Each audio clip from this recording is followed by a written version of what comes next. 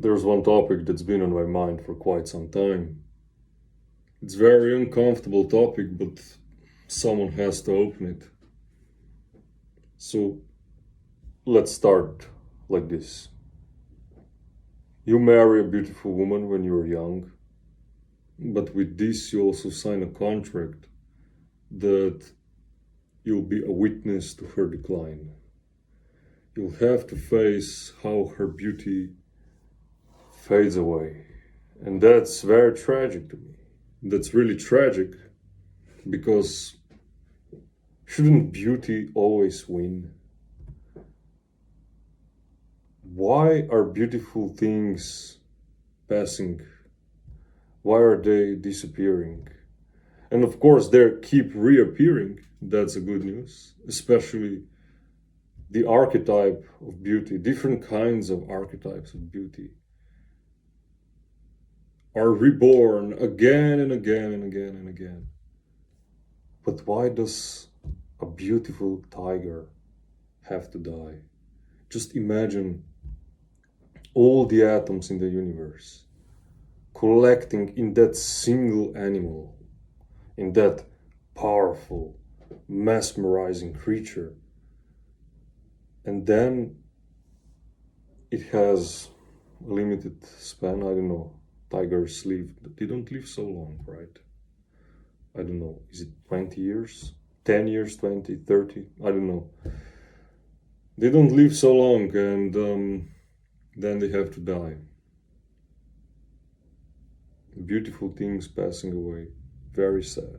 And I don't know how is it when you're married and you have to face each other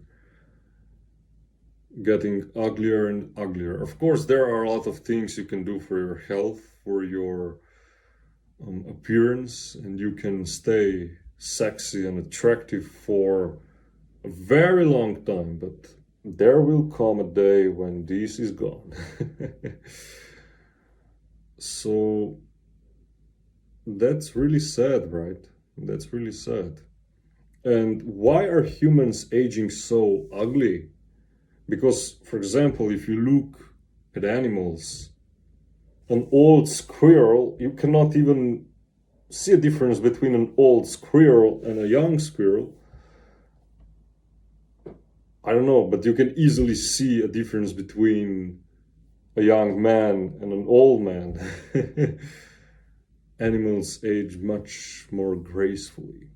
And that's also, I don't know, why is it like this? Why are humans created in this way?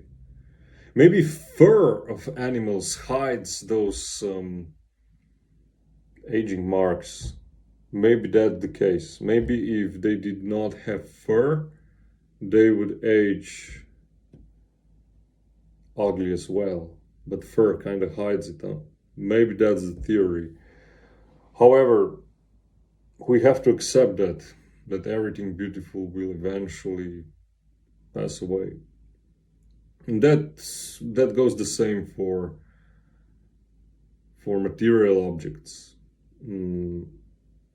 No matter how amazing they are, how important they are for the heritage and so on, one day they will disappear. You can look at the Greek temples, just a few stones left of it. Of course, there are a lot of artifacts, but imagine another 1,000 year passing, another 2 or 3,000 year passing. There will only be dust. And 5,000 years is nothing.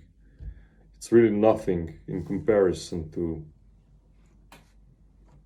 the age of the universe. So you have to seriously ask yourself, why are you doing what you are doing if you know that everything will eventually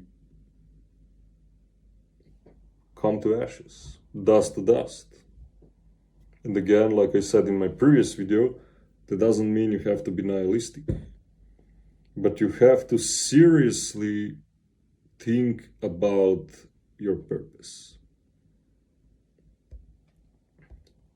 I wish they could at least create a technology that would allow us to live life without aging. But maybe facing death would be much harder then. Because I imagine that if you did not age, you would cling to life even more. So maybe aging is a good thing in this aspect. That that's really depressing though, that you age so much that you want to die, because being old and can keep on living is suffering, it's torture. But on the other hand, what if you were, I don't know, 100 years old and you remained being 20? Then dying would be really, really painful, right? However you turn it, you cannot win. You cannot win. And even if your life was 300 years old, then you would have so much experiences that it would be even harder to die. And I don't know. However, they want to fix this aging problem. They don't really talk about those problems. But if I return to my main point, yeah, nobody talks about this. And I was asking old couples about this. I was like, how do you cope with the fact that your wife is ugly now? And how do you cope with the fact that your husband is ugly now? And they're laughing to me, you know. They're like, oh, at this age you don't care anymore. You don't care anymore. And they admit, yeah, of course we are not attractive to each other anymore, but you just accept it and keep on living. And I'm like,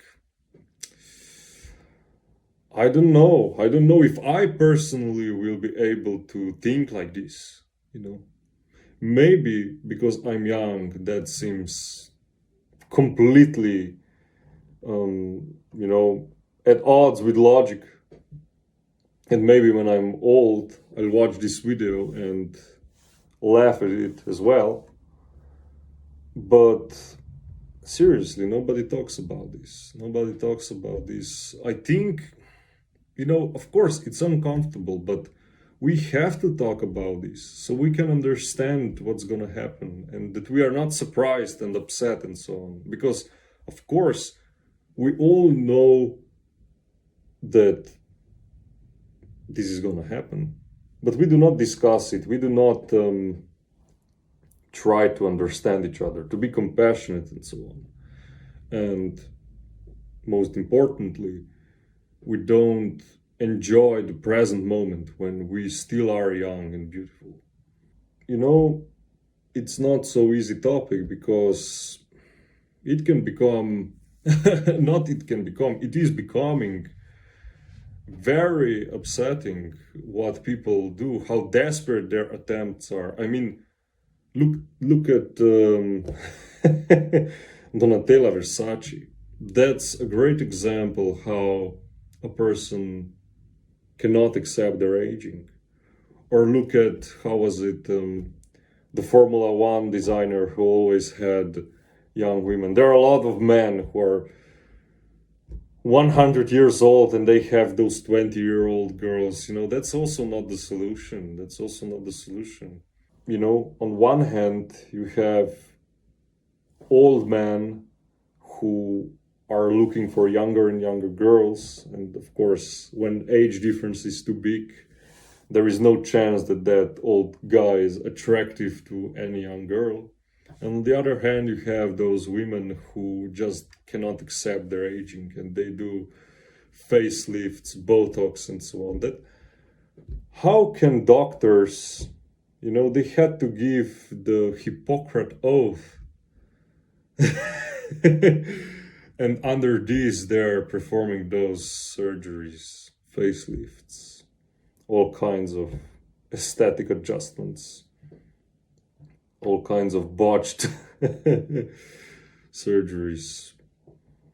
You see, it's not so easy topic, and maybe if we just ate healthier and exercised more, we could enjoy our late days. Easier.